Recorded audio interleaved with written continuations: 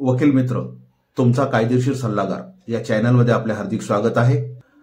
आज आपण या व्हिडिओमध्ये आपल्या दैनंदिन वापरण्यात असलेले ॲप म्हणजे ई कोर्ट्स सर्व्हिसेस ॲप याच्यामधील डाटा म्हणजेच आपण ज्या केसेस सेव्ह केलेल्या असतात त्या इतर कोण्या मोबाईलला त्याच ॲपमध्ये कशा ट्रान्सफर करता येतील किंवा मोबाईलमधील ॲप जर अनइन्स्टॉल झाला असेल तर पुन्हा हा डाटा कसा रिकव्हर करता येईल याच्याबद्दल माहिती घेऊया।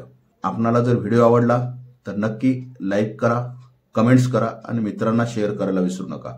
आपण जर या चॅनलवर नवीन असाल तर सबस्क्राइब करा आणि बेल आयकॉन दाबायला विसरू नका।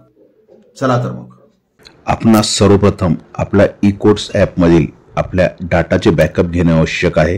त्यासाठी आपण आपल्या ॲपमधील डाव्या बाजूला दिसत असलेल्या 3 रेषांवर क्लिक करायचं आहे।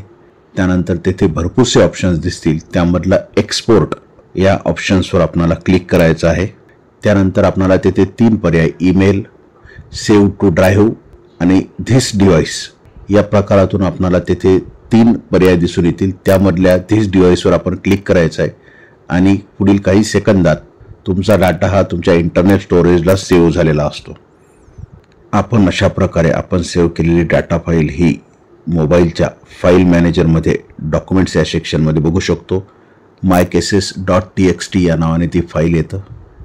आपण त्याचे डिटेल्स सुद्धा चेक करू शकतो।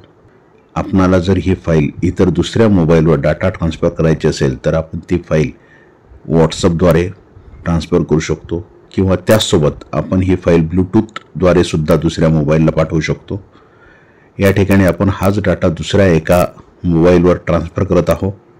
आपण इथे बघू शकतो की ब्लूटूथमध्ये ते दुसरे मोबाईल जो आहे तो सिलेक्ट झालेला आहे आणि डाटा ट्रान्सफर झालेला आहे। हा दुसऱ्या मोबाईलचा स्क्रीन आहे ज्या ठिकाणी ब्लूटूथद्वारे आपण ती फाईल ट्रान्सफर केलेली आहे। या ठिकाणी प्रोसेसमध्ये ती फाईल आली। आपण या ठिकाणी सुद्धा बघू शकतो, या ठिकाणी सुद्धा फाईल मॅनेजरमध्ये TXT या फोल्डर्समध्ये ती फाईल आलेली आहे। हा संपूर्ण डाटा जो आपण आधीच्या मोबाईलमधून घेतलेला आहे तो या नवीन ॲपमध्ये रिइन्स्टॉल करायचा किंवा ॲड करायचा आहे। त्यासाठी आपल्याला सर्वप्रथम आपले ई कोर्ट्स सर्व्हिसेस ॲप उघडायचे आहे। त्यानंतर पुन्हा डाव्या हाताला ज्या 3 रेषा वरच्या साईडला दिसतात त्यावर क्लिक करायचं आहे। यावेळेस आपल्याला इम्पोर्ट येथे क्लिक करायचं आहे आणि तेथून इम्पोर्ट फ्रॉम धिस डिव्हाइस अशा प्रकारे आपण तिथे क्लिक करायचं आहे। ॲड झालेला डाटा आपल्याला माय केसेस या सेक्शनमध्ये दिसून येईल, परंतु काही तांत्रिक अडचणीमुळे कधी-कधी हा डाटा फाउंड होत नाही। अशा वेळेस घाबरून जाण्याचे कारण नाही। आपण आधीच्या ज्या मोबाईलमधून डाटा हा एक्सपोर्ट केला होता त्या मोबाईलमधील जे ई कोर्ट ॲप आहे ते पुन्हा उघडायचं आहे। डाव्या साईडला वरच्या बाजूला ज्या 3 रेषा आहेत तेथे पुन्हा क्लिक करायचं आहे। त्यानंतर एक्सपोर्ट या ऑप्शन्सला क्लिक करायचं आहे।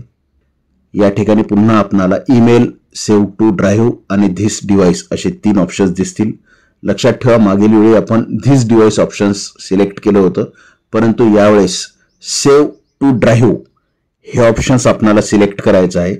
त्यामुळे आपला संपूर्ण डाटा हा आपल्या ड्राईव्हवर गुगल ड्राईव्हवर सेव्ह होईल। या ठिकाणी तुम्हाला तुमचा ईमेल ॲड्रेस दिसेल। त्याच्यानंतर आपल्याला काही परवानग्या मागितल्या जातील, त्यामुळे आपल्याला तिथे कंटिन्यू क्लिक करायचं आहे।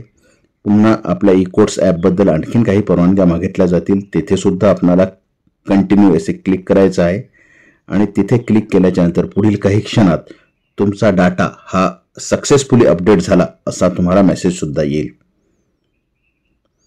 यानंतर आपल्याला आपला जो दुसरा मोबाईल आहे ज्याच्या ॲपमध्ये आपल्याला डाटा अपडेट करायचा आहे तो उघडायचा आहे। पण सुरुवातीला यात माय केसेस जिथे आपल्याला डाटा ॲड करायचा आहे तिथे बघू। या ठिकाणी या माय केसेसमध्ये फक्त एक केस ॲड करण्यात आलेली आहे। बाकी डाटा ॲड करण्यासाठी आपण सर्वप्रथम 3 रेषांवर क्लिक करूयात। तेथून इम्पोर्ट या पर्यायावर क्लिक करायचं आहे। त्यानंतर इम्पोर्ट फ्रॉम ड्राईव्ह या ऑप्शन्सवर आपल्याला क्लिक करायचं आहे। ह्या ऑप्शन्सवर क्लिक केल्यानंतर आपल्याला इथे अकाउंट चूज करायचं आहे। त्याच्यानंतर आपल्याला त्याने पुढे जाण्याचे पर्याय सुचवण्यात येतील। कंटिन्यूवर क्लिक करायचं आहे। पुन्हा एकदा येतील तेथे सुद्धा कंटिन्यू क्लिक करायचं आहे आणि अशा प्रकारे पुढील काही सेकंदात हा संपूर्ण डाटा अपडेट झालेला असेल आणि तो या नवीन ॲपला इम्पोर्ट झालेला असेल। ऍप डिलीट झाल्यास अशा प्रकारातून आपण हा डाटा त्याच मोबाईलला पुन्हा रिइन्स्टॉल सुद्धा करू शकतो। या ठिकाणी आपण बघू शकतो माय केसेस मध्ये 133 ह्या केसेस इम्पोर्ट झालेल्या आहेत आणि त्या संपूर्ण केसेस या नवीन ऍप मध्ये सुद्धा आलेल्या आहेत। अशा प्रकारे आपण हा संपूर्ण डाटा यशस्वीरित्या एका ऍपहून दुसऱ्या ऍपला पाठवू शकतो। ई-कोर्ट सर्व्हिसेस मधील हा डाटा आपण ई-कोर्ट पोर्टलवरही सुद्धा घेऊ शकतो। त्याची माहिती आपण पुढील व्हिडिओत बघणारच आहोत। तत्पूर्वी हा व्हिडिओ आवडल्यास नक्की लाईक करा आणि कमेंट्स करायला विसरू नका।